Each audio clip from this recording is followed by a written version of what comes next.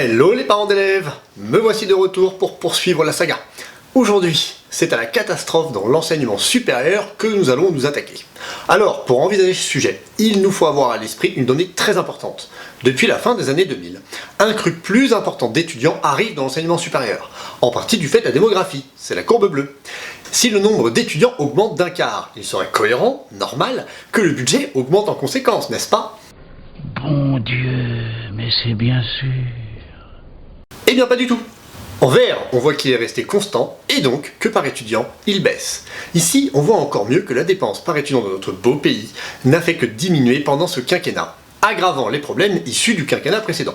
Trop bien pour l'avenir de vos gosses. Quant au recrutement d'enseignants-chercheurs, vous vous doutez bien que c'est la même chose.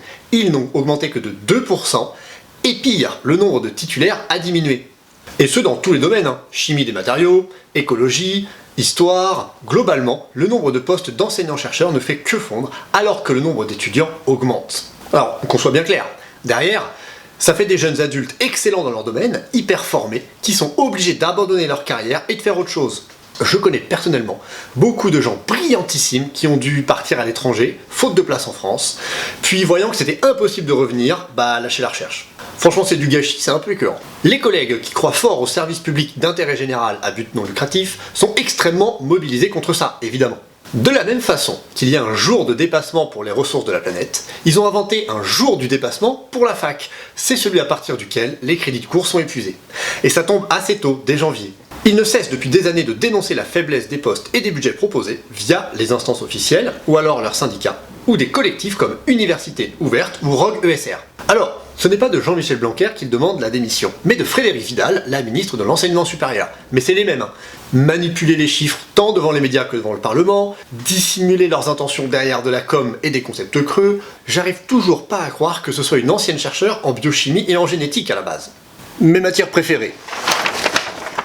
Elle a réussi l'exploit de se féliciter que l'article scientifique le plus cité au monde cette année y soit français. Sauf que c'est pour dire qu'il était faux. Les médias commencent à s'alarmer du désastre alors que ça fait quasi 20 ans que mes collègues luttent. Alors des solutions sont bien proposées par les politiques. Pour eux, s'il y a autant d'échecs à la fac, de l'ordre de 50% aux licences, c'est pas une question de moyens ou de pauvreté des étudiants, jamais. C'est seulement une question d'organisation, de concurrence, de pression, de sélection, d'autonomie, de privatisation, de remise en cause de la gratuité. Aussi, si vous me regardez depuis longtemps, vous ne serez pas surpris, chers parents, d'apprendre qu'en 2017, l'équipe de M. Macron avait prévu de rendre progressivement payante l'université avec tout un plan pour nous faire passer la pilule. Mais il a fuité. Comme c'est dommage. Et ça avait commencé doucement en faisant payer plein pot aux étudiants étrangers. Comme on commence à les connaître, nos experts du démantèlement de services publics là, on s'était méfié. Ça fait donc 4 présidents, un certain nombre de gouvernements, que ce projet est en cours, que ce projet avance progressivement, mais de façon très timide pour ne pas provoquer un mouvement étudiant important. J'ai eu l'occasion d'assister en 2009 à un séminaire au ministère de l'économie qui visait précisément à chercher les moyens techniques d'augmenter les frais d'inscription et aussi à trouver les moyens politiques de le rendre acceptable. C'est donc quelque chose d'extrêmement construit par les différents gouvernements avec l'aide d'un certain nombre d'établissements qui prennent des initiatives, font des expérimentations, si bien qu'aujourd'hui, c'est près d'un étudiant sur 5 en France qui paye déjà des frais d'inscription très élevés, même au-delà de ce que devraient payer les étudiants étrangers si la réforme actuelle, Bienvenue en France, passe pendant le premier semestre 2019. Et puis on a des établissements comme les IEP et Sciences Po Paris en particulier qui a augmenté très haut les frais d'inscription à un niveau d'école de commerce à plus de 13 000 €. Mais aussi des universités, l'université Paris-Dauphine qui maintenant coûte jusqu'à 6 000 €, et un très grand nombre de masters dans la plupart des universités de France, des masters dits internationaux qui donnent des cours en anglais et qui ont un certain nombre d'étudiants étrangers et qui donc vont tarifer hors des tarifs nationaux à plusieurs milliers d'euros. On voit donc que la stratégie Bienvenue en France et la différenciation des frais que propose Édouard Philippe pour la rentrée prochaine, ça n'est qu'une étape de plus dans un projet de réforme qui vise à la généralisation des frais d'inscription pour tout le monde, à une hauteur qui sera vraisemblablement bien au-delà des 2 700 et 3 700 € qui sont prévus dans la stratégie Bienvenue en France.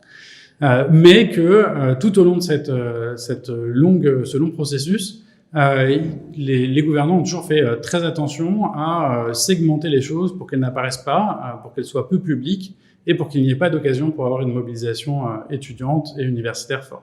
Alors pour l'instant, ça s'arrête à peu près là. Mais en décembre dernier, le président a réitéré ce genre de propos.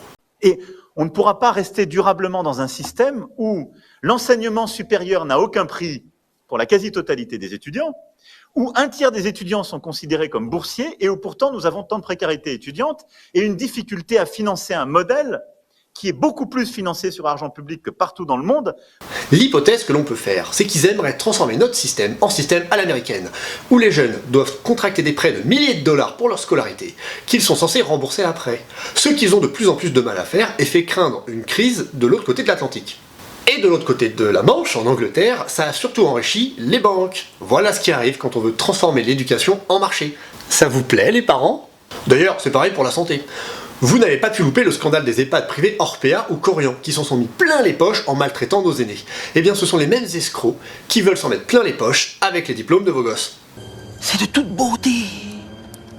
Ce qui est encore plus cynique, c'est que notre président, là, qui veut rendre la fac payante, il a profité plein pot de cette gratuité du service public de qualité. Alors qu'elle n'avait même pas besoin. Il est fils d'un couple de médecins, il est né dans les 1% les plus riches déjà. En plus, il n'a pas connu les services publics en difficulté, puisqu'il a été scolarisé dans un collège-lycée privé jésuite d'élite. Et c'est à peu près pareil pour tous ses petits copains. En gros, des types qui ont eu la chance de bénéficier d'un service public de qualité alors qu'ils n'en avaient pas besoin, vont empêcher ceux qui en ont besoin d'y accéder. Le culot de ces gens. Ils sont complètement hors sol et déconnectés du réel, ils touchent plus terrain. Personnellement, venant d'une famille d'ouvriers employés ayant 4 enfants, comme je le racontais un peu dans la vidéo sur le lycée pro, il était absolument inconcevable de payer des milliers d'euros ou de s'endetter. Déjà 400 € par an pour la fac, c'était une somme telle à mes yeux que ça m'a rendu incapable de sécher le moindre cours. Heureusement qu'il y a eu le service public d'enseignement supérieur de qualité et quasi gratuit, moi je dois tout à la fac d'Orsay. Bon, faut dire pareil Saclay maintenant. Aussi, le Conseil constitutionnel s'est empressé de rappeler le principe de gratuité d'accès à l'enseignement supérieur, et le pire, c'est qu'en fait, on n'est pas spécialement dépensier par rapport aux autres pays. Devant le tollé, notre cher président adoré a usé de circonvolution et de rétropédalage, parce qu'il faudrait pas fâcher les électeurs à 2 mois des présidentielles. En plus, c'est pas comme si on avait globalement le système scolaire le plus inégalitaire d'Europe. Alors, il y a un nombre hallucinant de livres qui sont sortis là-dessus pour dénoncer que l'ascenseur social est en panne, mais tout est dit par ces graphiques. Ils montrent que les prépas et les grandes écoles sont très largement remplies de gens déjà favorisés, pour lesquels d'ailleurs l'État dépense plus d'argent, 15 000 € par étudiant. Là où la fac accueille davantage d'étudiants des classes populaires, pour lesquels l'État dépense 50% de moins. C'est celui de donner plus à ceux qui ont moins. C'est vrai sur le plan social, ça peut être vrai sous d'autres plans, mais il n'y a pas d'élévation du niveau général sans justice sociale. Étudiants qui d'ailleurs font la queue devant des banques alimentaires.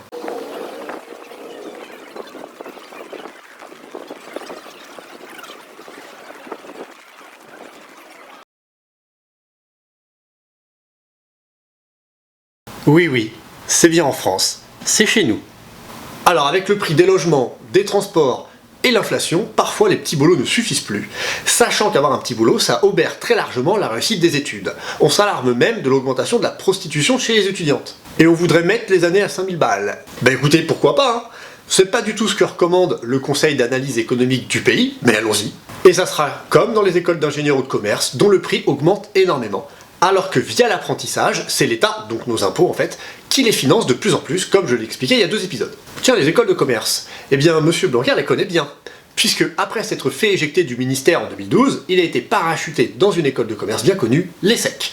Alors pour la redresser, parce qu'il succédait à pire que lui, oui ça existe, il a fait passer les frais scolarité à 13 500 € par an, et a créé ou amélioré des partenariats avec des structures publiques, comme l'école centrale ou la fac de Cergy-Pontoise. Alors, je force le trait bien sûr, il a aussi travaillé en collaboration avec les enseignants. On se demande bien pourquoi il a fait exactement l'inverse au ministère, décidant tout seul, sans réelle concertation, de réformes complètement moisies. Alors de mon côté, j'ai depuis de nombreuses années des retours d'élèves en école de commerce. Pour un certain nombre, ils m'avouent qu'ils ont en fait largement moins appris et travaillé qu'en prépa, à la fac ou en BUT. L'école n'a servi en gros qu'à obtenir un papier, se faire un réseau, et faire la fête ou aller à l'étranger. Alors c'est pas vrai pour tous, donc n'imaginez pas que je dissuade les élèves d'y aller. Et c'est aussi valable pour les structures publiques comme les IEP, là les Sciences Po, qui défraient la chronique régulièrement et pas pour de bonnes raisons, j'en ai déjà parlé. D'ailleurs, notez que le nouveau directeur de Sciences Po, après celui accusé de pédophilie, est un camarade de promo d'Emmanuel Macron qui, comme la reine de Versailles, n'avait a priori pas l'expérience ni le CV requis. Mais bref. Plus ça va, plus j'ai tendance à voir une école de commerce comme un simple vendeur de diplômes, qui profite du fait que l'éducation nationale est sélectionnée, puis formée pour lui de super étudiants, des têtes d'ampoule cultivées et capables d'assumer de grosses charges de travail, qui ne sont pour lui qu'un moyen de faire du pognon. Le service public plante les graines, et les enrobeurs de caramel récoltent les fruits, juste parce qu'on peut mettre leur nom sur un CV. Le pire, c'est qu'en termes d'insertion, la fac publique fait aussi bien, voire mieux. Pour les écoles d'ingénieurs, je suis pas loin de penser la même chose. Si demain, on veut que la fac forme des vrais pros du numérique, des ingénieurs informaticiens du tonnerre. Ingénieur informaticien. On peut, c'est une décision politique. Il faut des locaux, avec de bons ordis, de bons logiciels et des bons profs. Ça a un prix. Mais je suis pas sûr que ça coûte beaucoup plus cher qu'un lycée pro avec des machines industrielles comme le nôtre. Il n'y a pas besoin d'un gros effort d'imagination pour concevoir que ça puisse être autrement. Pourquoi on a abandonné tout ça à des marchands de tapis cotés en bourse? C'est loin d'être une fatalité, c'est juste une question de choix collectif. Et c'est pas cela qu'ont été faits, choix collectifs. Rappelez-vous ce qu'on a dit. C'est depuis la fin des années 2000 que ça a commencé à devenir compliqué. Et que s'était-il passé en 2007? Eh bien, une loi dite LRU vendue par Valérie Pécresse. C'est là que la situation s'est aggravée. Avant, en gros, les universités disaient « On a tant d'étudiants, il nous faut tant de sous et tant de profs. » Et le gouvernement donnait.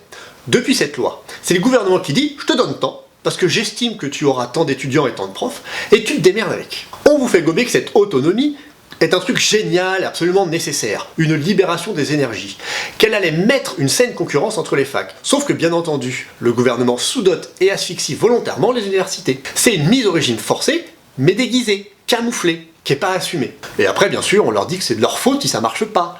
On t'affame, et après on s'étonne que t'aies faim. Derrière, elles se retrouvent à devoir précariser les jeunes chercheurs, moins de 2000 € par mois pour Bac+8, casser leur statut, leur donner moins de pouvoir, mettre des vacataires sous-payés également, réduire les heures de cours, entasser les étudiants dans des conditions honteuses, les priver de restauration dans des villes défavorisées, et surtout, ne pas accueillir tous les étudiants. Ne cherchez pas plus loin la raison d'exister de mon meilleur ennemi, Parcoursup.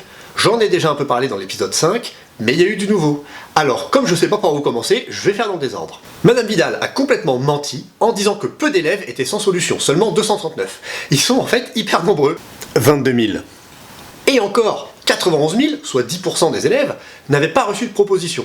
Puis certains ont accepté ce qui restait par défaut, mais derrière, il reste des étudiants sans fac, à Nanterre par exemple. Quand c'était le tirage au sort, ça nous indignait. C'était volontairement fait pour d'ailleurs. Mais là, vu que c'est Parcoursup, on se dit qu'ils l'ont bien mérité, qu'ils devaient avoir un mauvais dossier, et que c'est bien fait pour eux. Alors que c'est pas forcément vrai, puisqu'on a chaque année de terribles exemples d'élèves qui se sont fait caler de manière incompréhensible, injustement broyés par la machine et ses obscurs critères. Ou plutôt ces critères de ségrégation sociale, d'apartheid, puisqu'il est possible de trier les élèves par lycée d'origine, ou de manipuler le taux de boursiers. Un exemple que je connais bien, puisqu'il s'agit du lycée dans lequel je travaille, le lycée Louise Michel, à Bobigny dans le 93. Le jour de la pré-rentrée, on nous annonce, l'équipe de direction nous annonce, au calme, que tenez-vous bien, 32% des élèves de terminale STMG n'ont eu aucun vœu sur Parcoursup. Aucun vœu sur Parcoursup, un tiers des effectifs de terminale STMG. Cela dit, cette plateforme réussit l'exploit de décevoir même dans les milieux favorisés. Le pire, c'est qu'évaluer un lycée, c'est très compliqué. Et cet article incroyable explique que le meilleur critère, c'est sa capacité à réduire les écarts entre élèves favorisés et défavorisés. Un lycée où tous les élèves sont bons de base n'est pas forcément un bon bahut. C'est parfois juste un bahut rempli d'élèves qui étaient bons de base. Et c'est à eux que Parcoursup va donner un avantage. Voilà en partie pourquoi un tiers des lycéens ne sont pas satisfaits de ce qu'ils ont obtenu sur Parcoursup, pourcentage qui est d'ailleurs en augmentation. Sinon, 82% des élèves trouvent la plateforme stressante, alors que les psys alertent sur l'anxiété des jeunes. 50% la trouvent peu transparente, et seulement 37% l'estiment juste. Belle réussite. Après, chers parents, il est possible de m'objecter que c'est peut-être un peu de notre faute à nous, les profs, si les élèves remplissent mal Parcoursup, et sont perdus dans leur orientation. Alors ça tombe bien, parce qu'on est en plein dedans. Et je peux vous dire que c'est une sacrée usine à gaz, waouh! Qui plus est, il était censé y avoir, dans la réforme du lycée, 54 heures par an dédiées à l'orientation. Elle n'existe pas. Cette réforme pourrie est un tel sac de nœuds que tous les lycées doivent rogner sur ces heures pour l'organiser. Surtout quand ils sont petits et ont moins de 10 terminales générales, ce qui est notre cas à Timbaud. Je rappelle que la partie générale du lycée concerne en fait une minorité d'élèves. Un rapport du Sénat très récent pointe cet énorme écueil. On a amoindri les dispositifs d'orientation alors qu'il en fallait plus, puisque les élèves font maintenant tous, dès la seconde, des choix bien plus contraignants qu'avant pour leur avenir, contrairement à ce qu'essaye de faire croire le ministre. Permettre à l'élève de se poser des questions plus tôt, pas pour se prédéterminer trop tôt, parce que c'est de toute façon ni souhaitable ni possible. On ne lui dit pas « quel métier veux-tu faire ?» Certains le savent, mais c'est une minorité, et ce serait stupide que de vouloir demander ça à un élève. Ah oui, c'est complètement débile. Et on va venir nous dire que c'est de notre faute, alors que c'est parce que la réforme tient pas debout, ce qu'on avait d'ailleurs dénoncé dès le début. Un syndicat d'inspecteurs de l'éducation nationale a fourni un travail fabuleux qui explique qu'on a en réalité détruit le bac au profit de Parcoursup. Ça m'a ouvert les yeux. En fait, vos enfants ne passent plus vraiment le bac, ils passent Parcoursup. À titre perso, j'ai rien vu du tout. Moi, en 2017-2018, quand le truc arrive, je comprends vaguement que c'est nul, et que la mise à mort d'APB a en fait été organisée volontairement. Cette histoire de tirage au sort s'est en fait fait exprès pour outrer l'opinion et justifier sa suppression. Mais ça m'indigne pas, j'étais pas conscient de la gravité de la chose et je passe complètement à côté du scandale. Alors qu'en fait, c'est gravissime ce qui s'est passé, puisque les formations non sélectives peuvent en fait ne pas accepter les candidats. Surtout que, devant la défaillance du service public d'orientation, vous parents, vous êtes tentés de payer des coachs hors de prix qui vont rédiger des lettres de motivation qui ont en fait une probabilité assez importante de jamais être lues. Il y a des gens qui capitalisent sur l'inquiétude de vos gosses, inquiétude qui est due à un sabotage volontaire et organisé du service public, quand même. Mais vous n'êtes pas dupes, chers parents, 76% d'entre vous veulent la fin de cette sélection. D'ailleurs, ne reculant devant rien, le ministère voulait mettre en place un Parcoursup des masters. Pour gérer quoi? Le problème des étudiants sans master, qui lui aussi a été créé de toutes pièces par le ministre lui-même, puisqu'il n'a volontairement pas ouvert de place en master pour absorber le cru démographique, en prétextant de vouloir préserver le taux d'insertion dans l'emploi. C'est un remake exact de 2017 avec le tirage au sort. D'ailleurs, c'est en partie les mêmes élèves. Gouverner, c'est prévoir, pas détruire, non? Moi je pense que la question elle est vite répondue. On s'est un peu trop laissé faire et endormir là. Du coup, il y a eu lutte, il y a eu combat, et zou, ça a été repoussé. Mais ça va revenir sur la table, soyez-en sûrs. Vous noterez au passage une petite contradiction. Le gouvernement se plaint du taux d'échec en licence, mais n'ouvre pas de master pour ceux qui l'obtiennent. Tu fous ma gueule toi. Et les taux d'embauche après des licences pro plafonnent. Je profite de cette vidéo au plan bancal et décousu. J'avoue, j'ai pas eu beaucoup de temps et j'ai bossé un peu dans l'urgence. Pour signaler, toujours en lien avec l'enseignement supérieur et la recherche, que celle-ci se fait vampiriser par le privé. Soit avec des espèces de licences sponsorisées louches là, soit par des prétendus partenariats de laboratoires plus privés que publics. Les chercheurs de la fac, payés avec nos impôts, bossent plus pour des intérêts lucratifs que pour l'intérêt général. On veut soumettre la recherche publique aux injonctions du privé, de l'innovation commerciale et industrielle. Or, nombre de découvertes majeures ne viennent pas du tout de là, mais de la recherche fondamentale, où on cherche pour chercher en fait, pour comprendre, pour connaître, presque par curiosité. Et parfois, on trouve par hasard des trucs dingues qui donnent des prix Nobel et des révolutions. C'est exactement ce qui s'est passé en 2020 pour le prix Nobel de chimie français. Madame Emmanuelle Charpentier travaillait sur les moyens qu'ont les bactéries pour résister aux virus. Oui, il y a des virus aussi pour les bactéries. Et elle s'est rendue compte qu'un de ces moyens pouvait constituer un outil de manipulation génétique extraordinaire. Si on l'avait cherché exprès, ce moyen, on l'aurait jamais trouvé. Mais ça, nos dirigeants ne comprennent pas. C'est pas du tout dans leur logiciel. C'est inconcevable pour eux qu'il n'y ait pas un projet avec des débouchés financiers immédiats. On devrait peut-être pas laisser ces gens cupides, incapables et dangereux à la tête du pays. Alors idem, la notion d'entraide, de collaboration, de coopération leur semble complètement étrangère, alors qu'elle est tout à fait centrale chez les espèces sociales comme la nôtre, et même surtout la nôtre, en particulier dans le domaine de la recherche. Je vous avais déjà parlé de Monsieur Petit, nommé par Macron à la tête du CNRS, l'élite de notre recherche publique, parce qu'il avait provoqué un tollé en prenant une vision darwinienne de celle-ci. Et ben il a récidivé ce génie, en disant que la recherche devait être une compétition où on ne garde que les meilleurs. Le souci, c'est que cette doctrine à la noix, elle encourage en fait la fraude scientifique, elle explique qu'on ait supprimé 3000 postes de chercheurs au CNRS, et n'est évidemment pas du tout raccord avec ce que décrivent les chercheurs au quotidien.